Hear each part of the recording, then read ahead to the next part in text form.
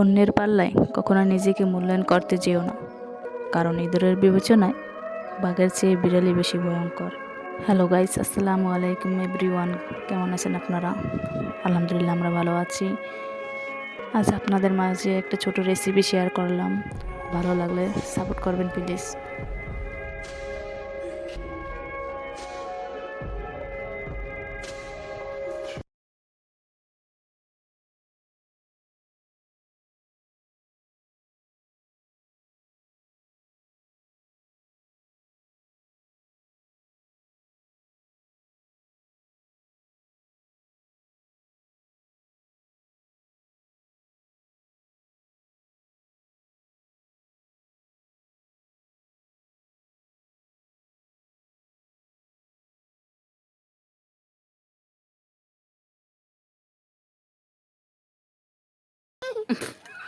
মুখে দাও।